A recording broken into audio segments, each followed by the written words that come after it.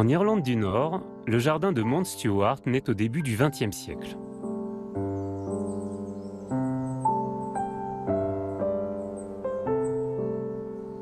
Lady Edith Londonderry, une aristocrate anglaise, veut faire de Mount Stewart un havre de paix, loin de Londres et de son agitation.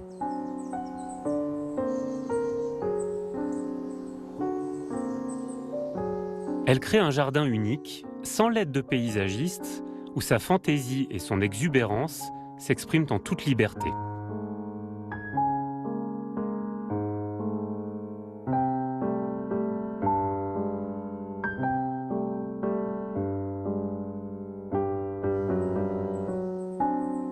Elle imagine des jardins italiens, des jardins arabo-andalous, tout en restant iconoclaste et en s'affranchissant des modèles de l'époque.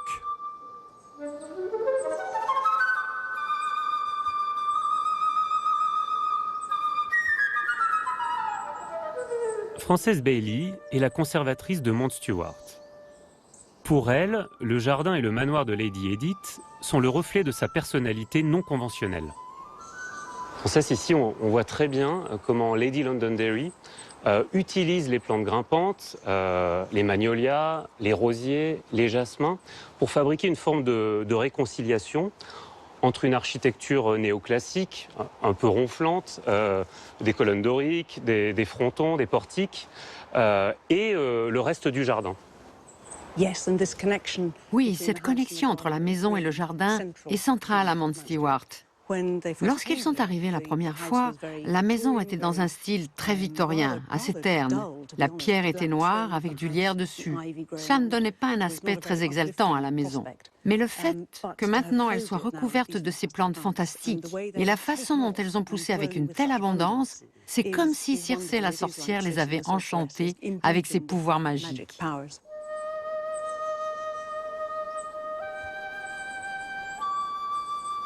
Dans l'Odyssée, Circé ensorcelle Ulysse et ses compagnons pour les retenir sur son île. Lady Edith s'amuse à se comparer à la magicienne et son jardin à une île enchantée, un endroit merveilleux capable de faire oublier à ses invités la réalité de l'entre-deux-guerres.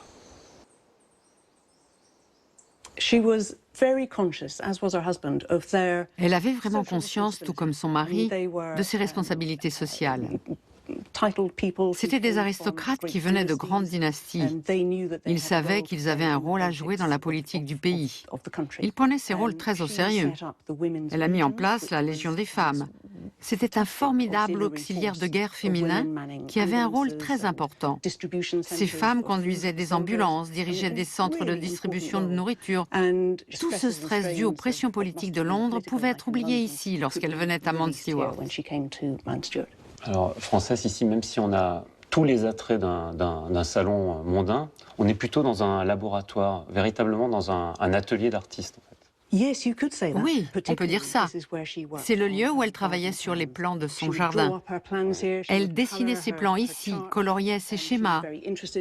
Elle s'intéressait beaucoup aux couleurs. C'était une part essentielle du jardin pour elle. Si elle avait pu peindre les odeurs, elle l'aurait fait. Les odeurs étaient très importantes pour elle. Elle s'impliquait concrètement dans le processus du début à la fin. C'est un jardin où elle pouvait complètement donner libre cours à son imagination et à sa créativité. Et même si on a ces terrasses italiennes et ces structures classiques que l'on reconnaît bien, on trouve aussi des créatures fantastiques. C'est vraiment un style extrêmement imaginatif.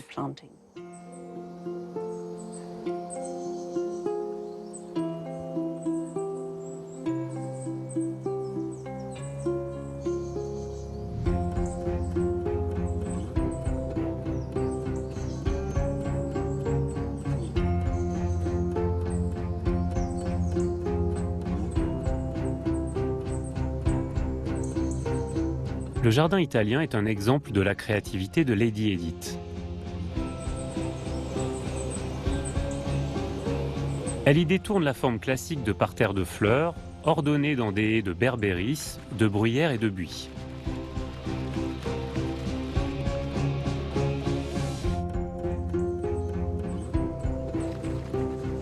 Jardinière à Mount Stewart, Lisa Reese Robertson entretient cet espace central du domaine selon l'esprit de Lady Edith. Alors Lisa, les essences, les arbustes, les vivaces qui permettent de cerner les parterres ici ne sont pas les essences qu'on a l'habitude de rencontrer dans un jardin à l'italienne. Non, et c'est ce qu'elle voulait. Elle voulait beaucoup de hauteur dans son jardin. Les jardins à l'italienne sont beaucoup plus plats, vous n'avez que des parterres. C'est plus haut ici. Cela pourrait être un labyrinthe. Lorsque vous êtes au milieu des haies, vous ne voyez pas les personnes qui sont à l'intérieur. Et c'est ce qu'elle voulait, de la hauteur. Elle voulait des plantes flamboyantes, des massifs importants. Et vous vous amusez même à jouer avec des plantes qui d'habitude ne sont pas des plantes qu'on utilise en hauteur, comme les géraniums, les pélargoniums. Ici, on a essayé de les travailler dans la hauteur. C'est quelque chose que nous aimons beaucoup faire, on aime s'amuser. Nous travaillons comme Edith le faisait. Elle joue avec les plantes, par la taille, la forme. J'essaie de donner davantage d'intérêt au parterre en utilisant différentes textures et différentes formes. Et les odeurs. Et les odeurs, bien sûr.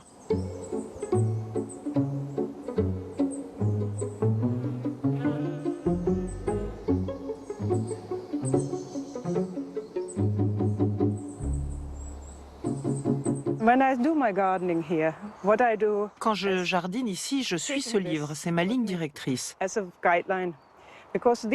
sont les couleurs originales des schémas dessinés par Edith elle-même. Elle concevait donc le jardin elle-même. Alors quelle était l'idée de se dégrader? C'est-à-dire qu'on part là du rouge vif, au cœur du jardin, vers un violet très clair, presque pastel. Je pense que comme nous sommes à l'ouest, les couleurs devaient représenter le coucher du soleil. Ce sont les couleurs du soleil qui se couchent. Cela va de ce rouge vibrant à l'obscurité. Mais aussi l'information, là, c'est juste violet. C'est pas ail ornemental. Oui, elle donnait des suggestions de fleurs qu'elle avait plantées. Mais d'une manière générale, nous nous appuyons beaucoup sur ce livre. Finalement, ça doit être un honneur d'avoir une telle marge de créativité ici à Mount Stewart. C'est une inspiration pour moi. C'est un lien qui montre qu'Edith était une novice, elle aussi, et je me sens assez proche d'elle.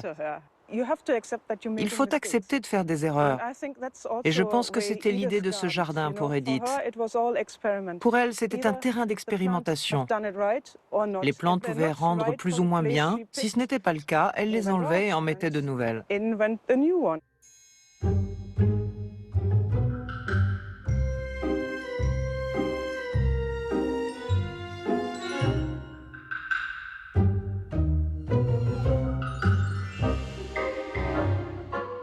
Le manoir de Mount Stewart domine la baie de Strangford. Le perron ouvre sur un axe qui traverse le jardin italien, puis le jardin andalou. À l'ouest se situe le Shamrock Garden ainsi que le Sunk Garden, entouré d'une pergola. Au-delà se trouve le sous-bois jardiné. Au nord, le domaine s'ouvre sur un vaste lac. Le nord-est du domaine abrite le jardin de fougères. Un chemin mène à la sépulture des Londonderry.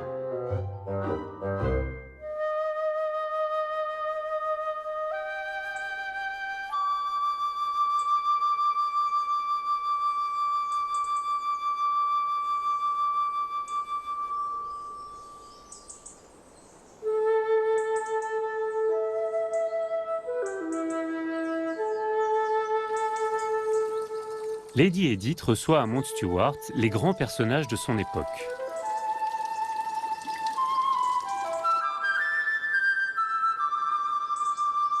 Son cousin par alliance, Winston Churchill, ou son ami Lord Ramsay MacDonald, Premier ministre du Royaume-Uni, sont des habitués. Lady Edith invente même un club, le club de l'Arche de Noé. La maîtresse de maison, devenue Circé la magicienne, transforme et rebaptise symboliquement ses invités en animaux.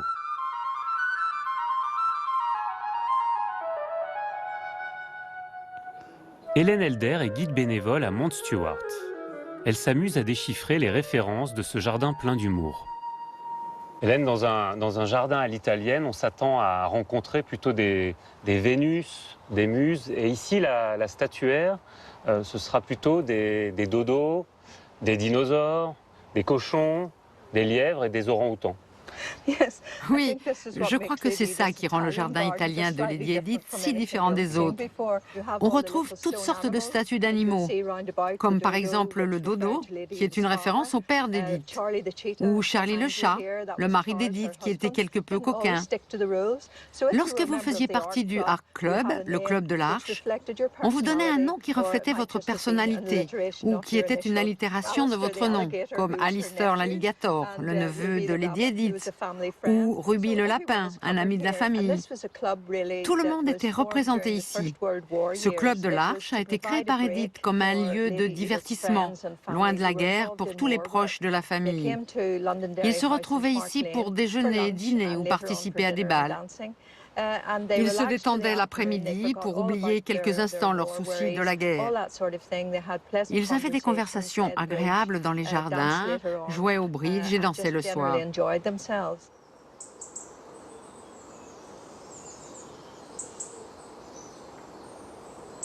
Est-ce que la magie que Lady Londonderry a souhaité fabriquer, la magie qu'elle a mis en place dans ce jardin, est encore palpable selon vous aujourd'hui? Oui, il y a véritablement une magie à l'œuvre dans ce jardin, qui est tout le temps si différent. Vous venez un jour, quelque chose est en fleurs. Le jour suivant, une autre partie du jardin fleurit, un arbre bourgeonne. Il y a donc toujours cette sensation un peu mystique, presque magique.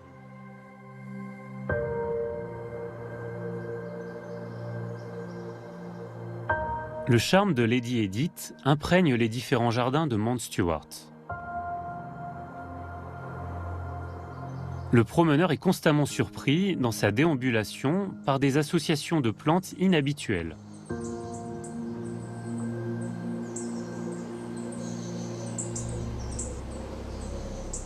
En retrait du jardin italien, une collection de lys d'Himalaya est plantée dans le sous-bois jardiné, sous les frondaisons des grands arbres.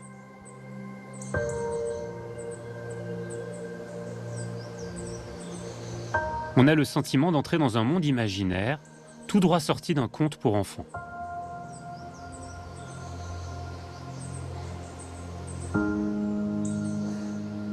Pépiniériste de Mount Stewart, Alan entretient la collection de lys. Alan, Lady Londonderry avait beaucoup d'affection pour ce lieu, le Lilywood Garden. Quelle est sa spécificité? Comment on fabrique cette atmosphère? Un sous-bois jardiné est une collection de plantes qui poussent à l'ombre des arbres.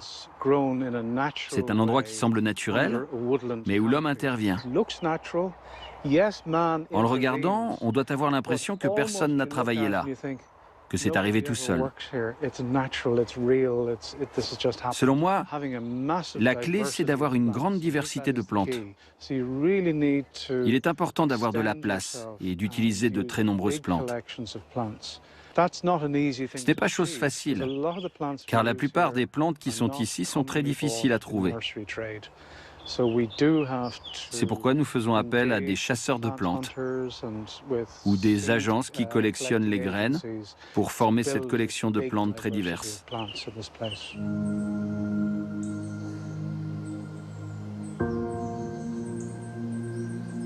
Et ce qui est étonnant aussi, c'est d'avoir associé le lys et la situation de sous-bois. Nous faisons tout pour garder les idées initiales de cette femme extraordinaire qu'était Lady Edith. Elle voulait un sous-bois parsemé de fleurs de lys. Certains disent que c'est une idée étrange, mais nous voulons préserver ce qu'elle faisait, en continuant à croire que c'était une excellente idée. Cela marche particulièrement bien lorsqu'il y a un important panel de couleurs comme ici, où l'on peut apercevoir au loin des taches de lumière. On distingue soudain au milieu de cet environnement vert des teintes couleur crème, orange ou rose, toutes ces couleurs magnifiques.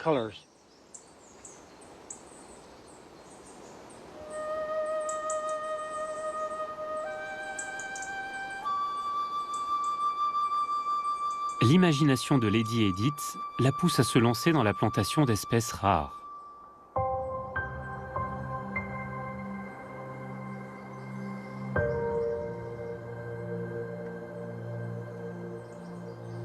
Ces expérimentations sont rendues possibles grâce à la situation unique du domaine, protégé des vents violents de la baie par une immense barrière d'arbres.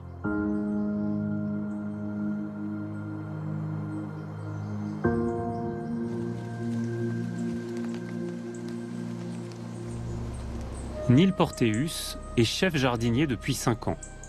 Comme Lady Edith, il a appris à jouer avec le climat du domaine. Neil, à quoi ressemblait le domaine de Mount Stewart lorsque Lady Londonderry arrive en 1921? Elle est venue ici alors qu'elle était en convalescence de l'appendicite. Elle a d'abord trouvé ce lieu affreusement sombre, froid et lugubre. C'est parce qu'il y avait de grands chênes, au feuillage très sombre. Elle les a donc fait couper. Et la lumière est rentrée. Et 2 semaines plus tard, elle écrivait à son mari Charles, qui était en France, « Pourquoi ne resterions-nous pas vivre ici ?» Mount Stewart l'avait ensorcelée. Et les conditions climatiques étaient réunies pour qu'elle puisse faire pousser toutes ces plantes exotiques? Oui, elle découvre rapidement ce microclimat favorable, où il ne gèle jamais. C'est presque comme vivre sur une île. On a le niveau d'ensoleillement le plus élevé d'Irlande, ce qui n'est pas énorme, et assez de pluie pour que tout pousse. On est juste à côté du loch de Strangford, qui amène un air salin dans cette partie du jardin, jusqu'au lac où nous sommes maintenant. Mais cela n'atteint pas le jardin du Tirnanog, où l'on peut faire pousser des plantes sud-africaines, australo-asiatiques ou sud-américaines. Les jardiniers ont dû dire à Edith qu'il était possible de faire pousser des eucalyptus, des plantes étranges de l'hémisphère sud. Elle s'en est donc donnée à cœur joie.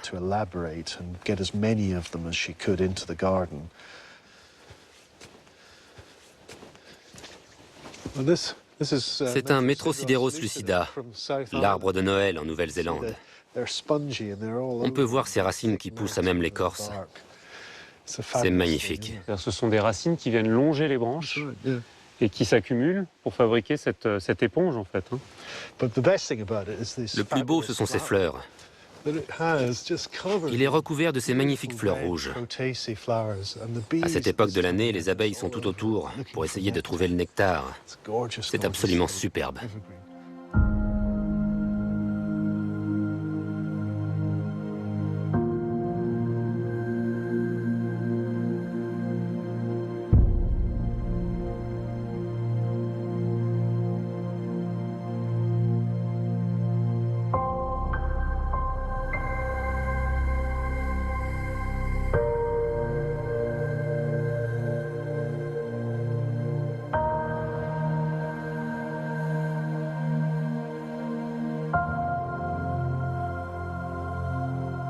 À l'est du lac, Neil et Alan ont créé un jardin de fougères.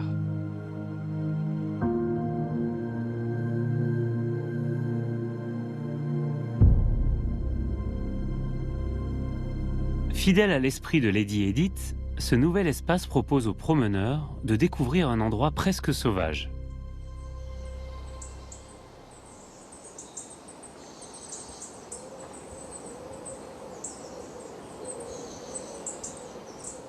Donc ici, vous procédez à des expérimentations dans ce jardin de fougères, qui est un nouveau jardin.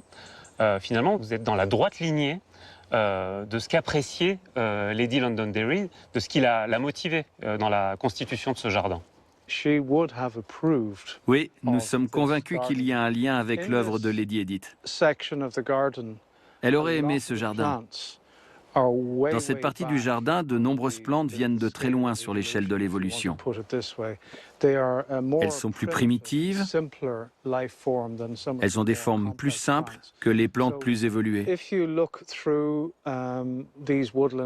Si vous regardez dans ces sous-bois, vous avez des plantes comme l'Agathis australis, qui est un conifère très primitif.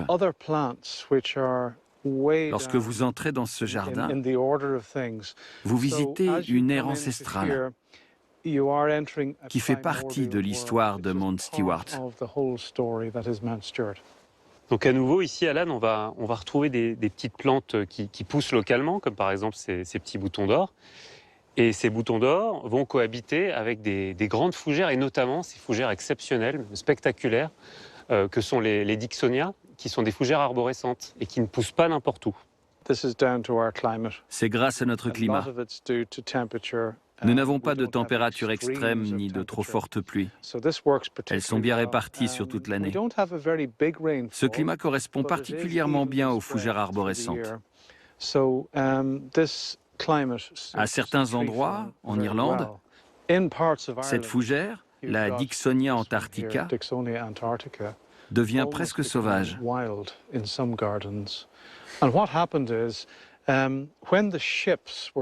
moment de la Grande Famine, des millions de gens ont immigré vers le Nouveau Monde. Au retour, les bateaux ont emmené avec eux les troncs de Dicksonia, qu'ils utilisaient comme ballast.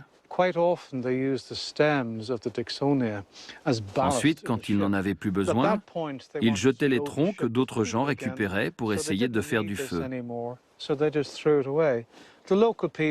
Mais ça ne marchait pas tellement, donc ils les jetaient à leur tour. C'est comme ça que la plante a commencé à se propager dans tout le pays. C'est une manière très intéressante de voir comment une plante se déplace à travers le monde.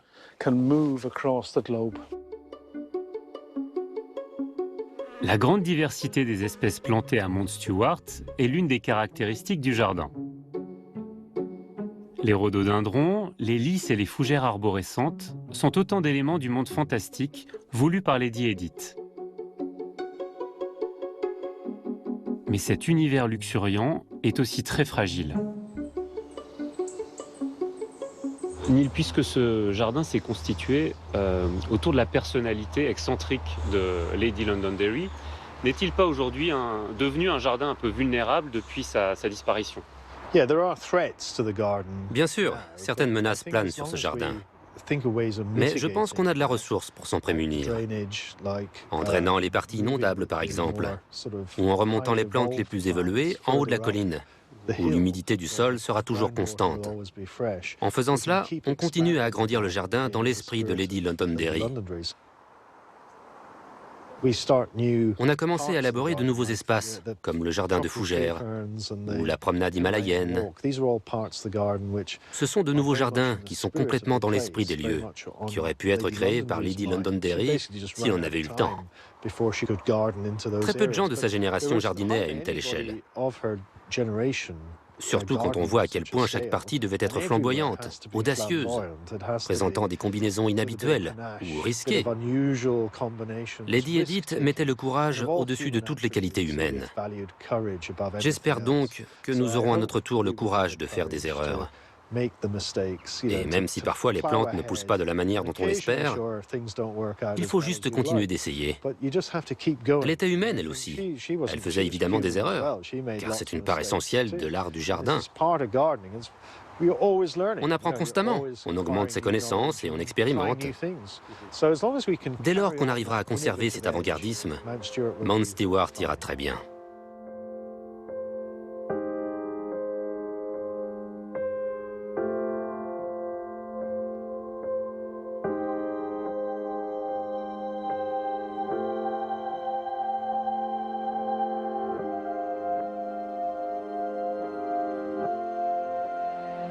La sépulture de Lady Edith et de son mari Charles se trouve dans la partie du jardin appelée le Tir na nOg, terre de l'éternelle jeunesse en gaélique.